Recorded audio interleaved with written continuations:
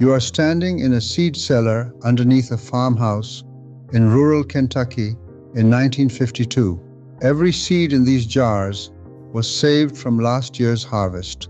Every single one will grow true to the plant it came from. This family has never bought a seed packet in their lives. The method they used to select, save, and store these seeds is over 10,000 years old and fed every American family through the Great Depression.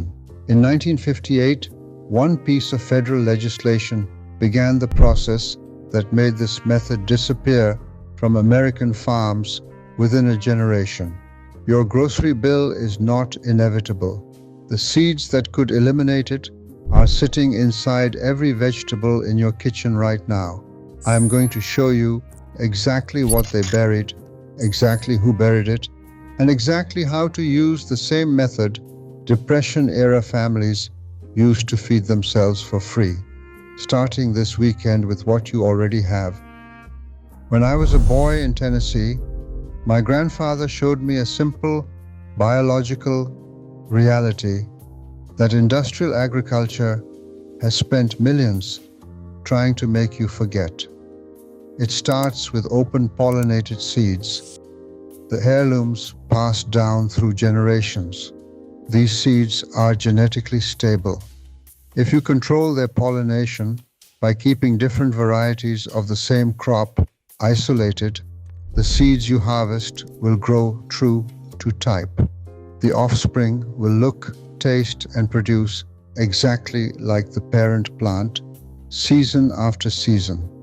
For thousands of years, families survived by observing their gardens and selecting seeds from the strongest plants for yield and flavor. They did not need a corporate laboratory, they just needed their own eyes and a little patience. Consider the household economics of this practice.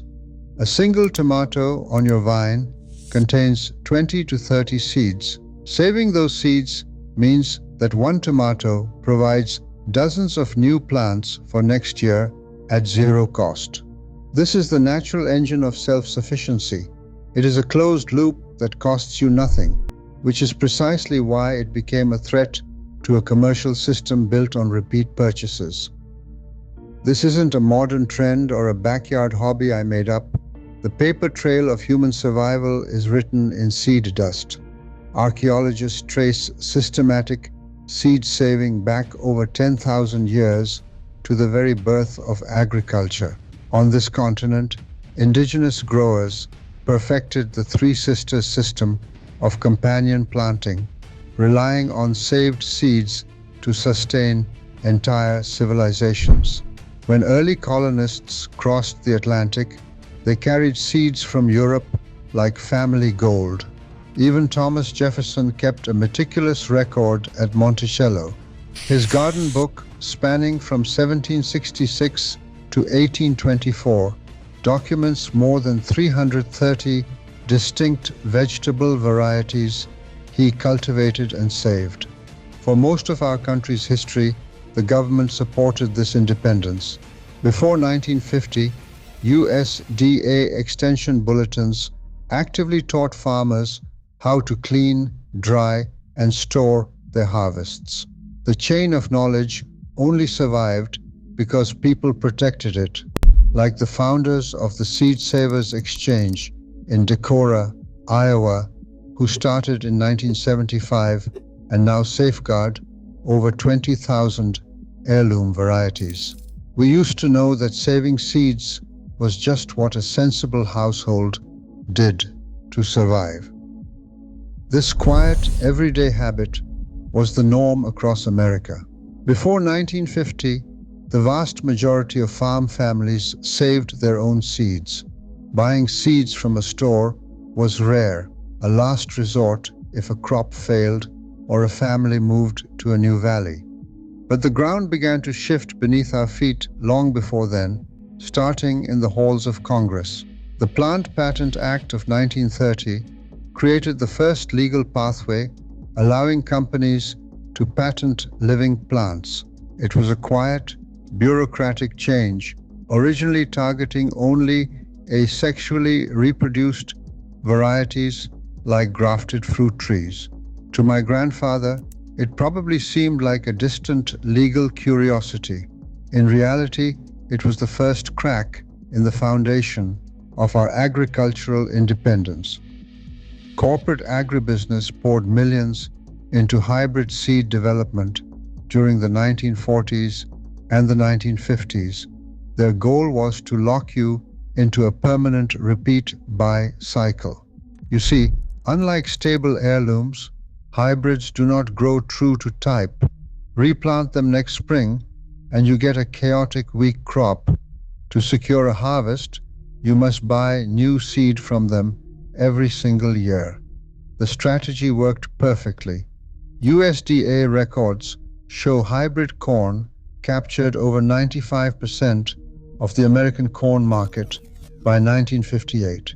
That year, 1958, was the tipping point.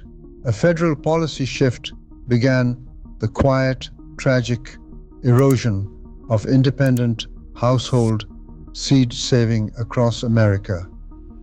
What was once a free neighborly exchange is now a highly centralized corporate empire. Today, the United States commercial seed market has ballooned into a $14 billion annual industry. According to the Food and Agriculture Organization, just 4 multinational corporations now control more than 50% of the entire global seed supply. They designed the system to ensure you must pay for entry every single spring, but you do not have to remain a customer. Down in Georgia, a retired school teacher proved that an ordinary backyard garden is all it takes to step completely out of this repeat purchase cycle. She showed that the chain of knowledge is not broken. It is just waiting to be reclaimed. You can reclaim this independence without a tractor, a greenhouse, or even a backyard garden plot. You only need a single tomato, a pepper, or a winter squash from the local market, and a paper envelope. The key is finding open-pollinated or heirloom labels. Never save seeds marked F1 hybrid. They are genetically unstable and will produce a weak, unpredictable crop.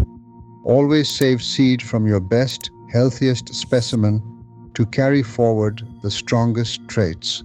Protect your variety's purity by keeping different crops slightly isolated and pull up any off-type plants. Before spring planting, test your seeds by placing 10 seeds on a damp paper towel for 7 days to check the germination rate. Let me walk you through how to extract these seeds using tools already in your kitchen. For tomatoes, squeeze the seeds and pulp into a jar of water and let them ferment for 2 to 3 days. Once the pulp separates, rinse them.